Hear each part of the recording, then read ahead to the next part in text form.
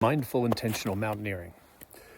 Most of the time when I go for a hike with my kids, or before I even had children, was usually typified by wanting to get to the top of the mountain, to see what's over the mountain, just to get to the end of the trail, to see what's coming up next.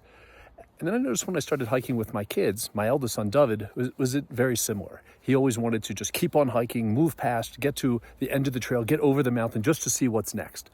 And my two younger children were more interested in stopping along the way and looking at rocks and looking at sticks, picking them up, seeing how similar the stick is to a sword or to a rifle, and walking around pretending that it's a gun and firing the gun and picking up various flowers and pine cones, and not so interested in getting to the next part of the hike.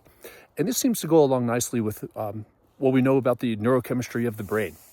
There's several different neurotransmitters and neuromodulators that we know about, described in Dr. Lieberman's very famous and highly recommended book called The Molecule of More, which is about the neuromodulator dopamine. And the reward system of the brain that releases dopamine in various parts of the brain, starting in what's called the ventral tegmental area, going to an area called the nucleus accumbens, and to another area called the prefrontal cortex, and lots of complicated names. This chemical, when released, pushes us to the next thing, drives us towards something, makes us reward is released along the way. And then when we get to the reward that we want, when we get to what our anticipated goal is, the chemical is released in a higher amount. And the same thing happens in bad ways as well. It's released when you smoke cigarettes, or when people use drugs, cocaine, methamphetamine, when some people play video games. And so I felt that my hikes were more dopaminergic, whereas I just wanted to move to the next thing, achieve the goal, get to the top of the mountain, look over the mountain, and then move on to the next thing.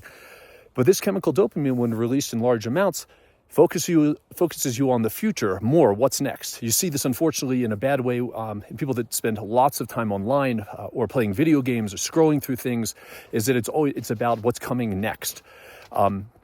And when I've gone hiking, I've noticed that this seems to typify my hikes, where I just want to get to what's next. And my younger two kids just want to stop and look around. The chemicals that are responsible for that are what are described in Dr. Lieberman's book, The Molecule of More, where dopamine, again, is the molecule of more, always pushing you forward to the next thing, the next goal, and then responsible for making you feel good when you get there.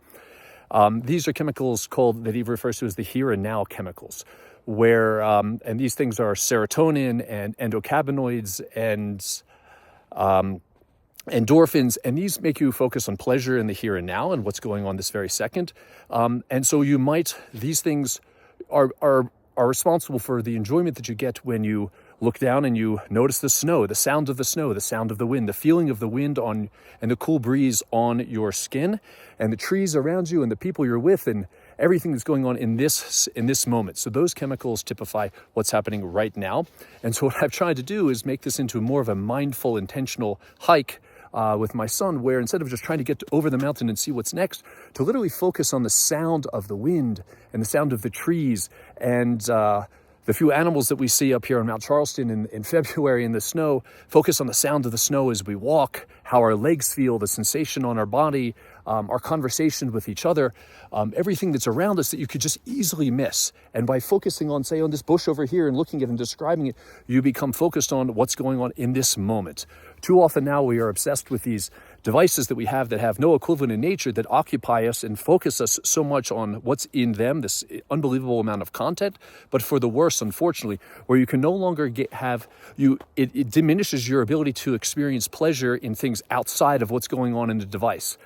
Conversations with other people, the wind, the color and the texture of a tree, or the color and smell of a flower. And just by going outside and going on a hike and looking down at something like a bush, or taking some of the snow in your hand and focusing on how cold it is, what it feels like, how it feels on your skin, how it feels a little bit uncomfortable, and then when the snow is off your hand and your hand warms up, how that feels.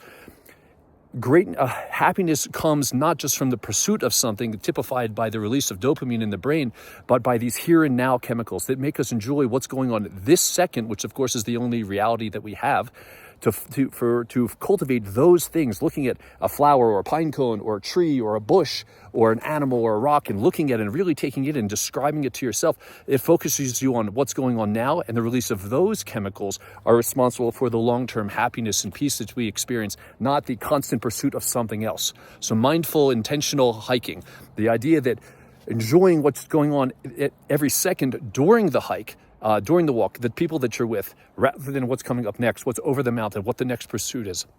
And luckily, this video only took 5 minutes out of the hours that I spent out on my hike. Otherwise, it would be somewhat hypocritical, right, to make a video about how important it is to be here and now, and to talk about the here and now on a video that pulls you away from what you should be doing, which is being with your family. So luckily, only 5 minutes. Thank you for watching.